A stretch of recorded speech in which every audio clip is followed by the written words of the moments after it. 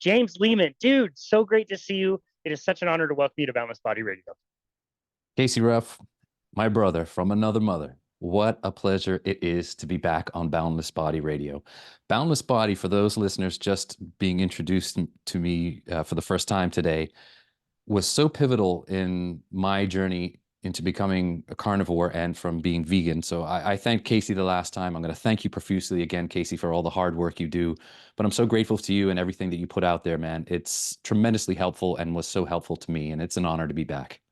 It is incredibly kind of you. Since we last got to talk in that episode, which again, I recommend everybody go back to, we've used clips from that interview and all kinds of different other interviews talking about like the harms of malnourishment from a vegan diet. Your story, of all the ones that we've heard, is one of the most, man, like kind of wrenching stories of like nearly dead. Like you were nearly not here with us today.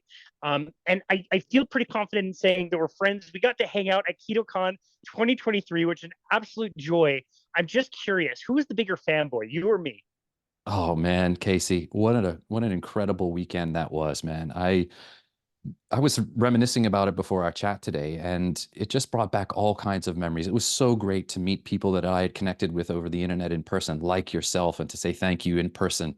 You walked in and saw me literally after I saw my hero in this space for the first time. And you talk about saving a person's life, and that was Sally Norton. If you had been there maybe 5 minutes before, you would have seen me crying and tearing up as I gave her a hug and just thanked her in person for, as I said, literally saving my life. If I had not come across that YouTube presentation, Lost Seasonality and the Overconsumption of Plants, it's still up there on YouTube, search it. I don't know if I would be here today. And that's honest to goodness truth. It was just a full circle moment for me to meet my heroes in this space. And you're definitely one of my heroes, man. You're one of mine, man.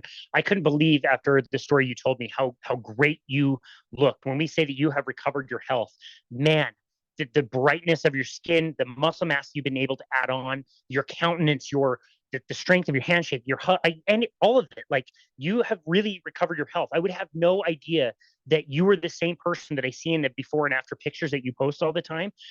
Again, it's so stark and staggering how where you were, and to be able to recover that, I think is really and I mean a huge credit to you for going through the process of doing that. I know it's not something you can do overnight, but you've done an amazing job, so congratulations on that. It's very cool.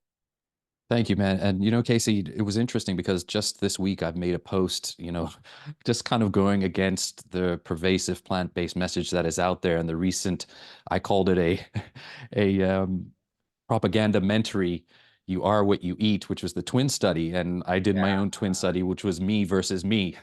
And you don't remember the litany of symptoms that you had when you get well until you go back and revisit and someone asks you, well, what did you recover from? Carnivore Angel Healing, Sally Bowers just made a post with my pictures that I put up as well. And she was asking me, James, what did you heal? And I went down the list and I started to think, I was like, man, I had forgotten I even had that because I literally tried to close a lot of that mental door. It's so powerful me to go back, and if the listeners listened to the first episode, it brought me to tears just reminiscing on my journey. That specifically that time where I was trying to go out on my moped and it fell over on top of me. It's emotional because I didn't have the strength to do anything. As you said, I was literally bedbound and looking and searching for a way out, any way out, because regular medicine was not providing it for me. I was literally a human pincushion having testing done every week and blood drawn, and then COVID hit, and I ended up losing my job then and had no insurance. So I found podcasts, as you rightly mentioned, and again, Sally Norton's presentation. So yeah, it's pretty remarkable, and the power of the carnivore diet is something that should not be underestimated ever. Agreed. Yeah, I will just say that that KetoCon 2023 in particular, I noticed it. I wonder if you did. Did you notice that the attention kind of gravitating towards the carnivore movement more than anything else? Again, the vendors, the speakers, the topics, the discussions. It seemed like that was where everybody wanted to learn more. Is that something you also observed? 150%, Casey. It was clearly obvious. I mean, all the carnivores in the space were there. I'm talking about our mutual friends, Courtney Luna, and oh my gosh, everyone, Carnivore Angel Healing, who I just mentioned, a whole ton of folks. And people were just, there's, without being disrespectful, because the ketogenic diet is a hugely beneficial diet for someone, especially if you're coming from the standard American way of eating. But people who were really fiending for more information on the carnivore diet. And we saw that by the representation in the presentations that were for specifically carnivores.